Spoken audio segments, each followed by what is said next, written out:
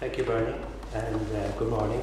And as I say, my name is Kevin O'Driscoll. I'm associated with Carrigaline Allotments now for the last 2 years, and we're much smaller in scale than Churchfield.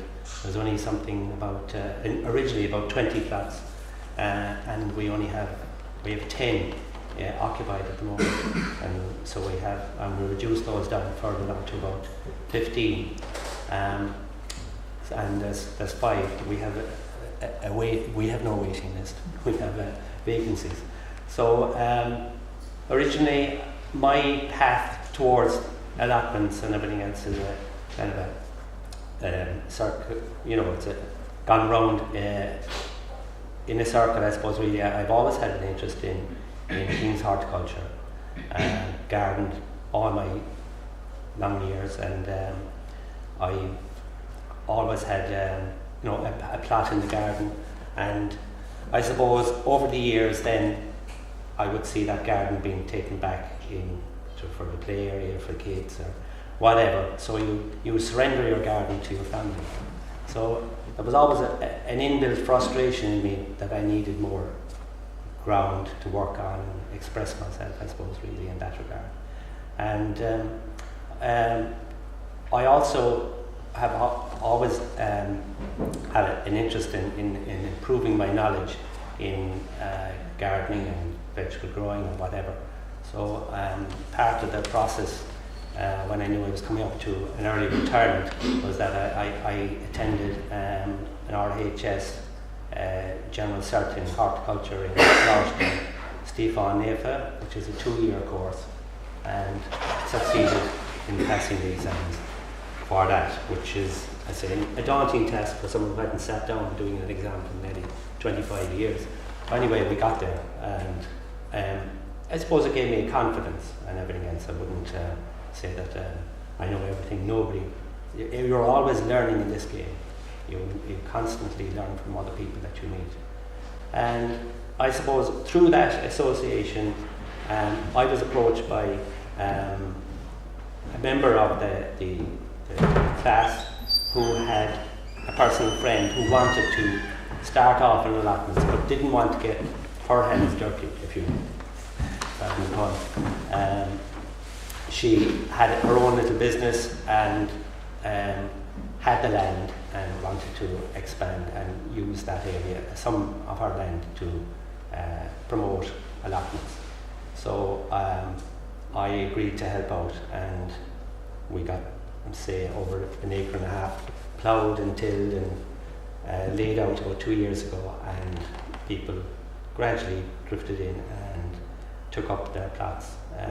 Our plot sizes are about 20 feet by 60 feet, and we have there's good fertile land, and also on the farm the person who has the farm is very interested in, has about 10 to 15 horses, so we have plenty of horse manure to spread on the land and fertilise it and keep the soil fertile.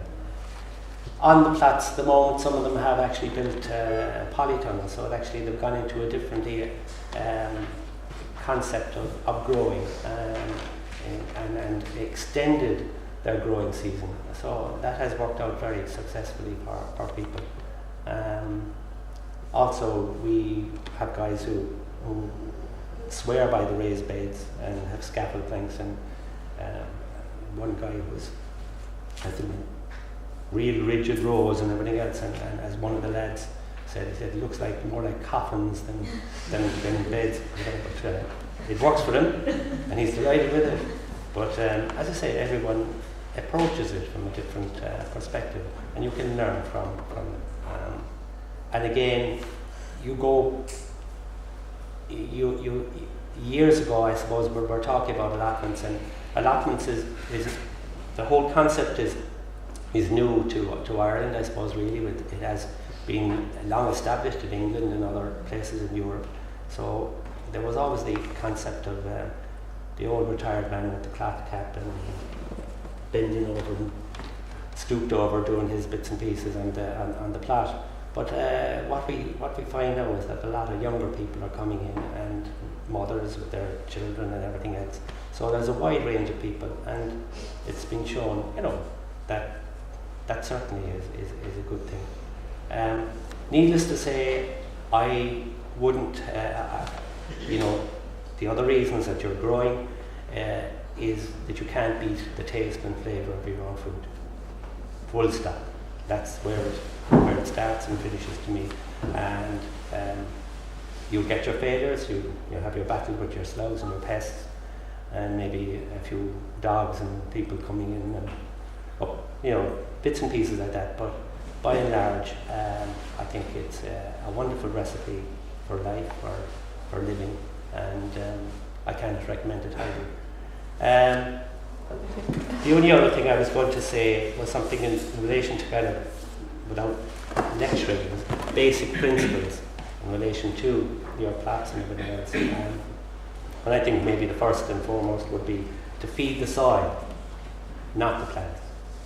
And regular,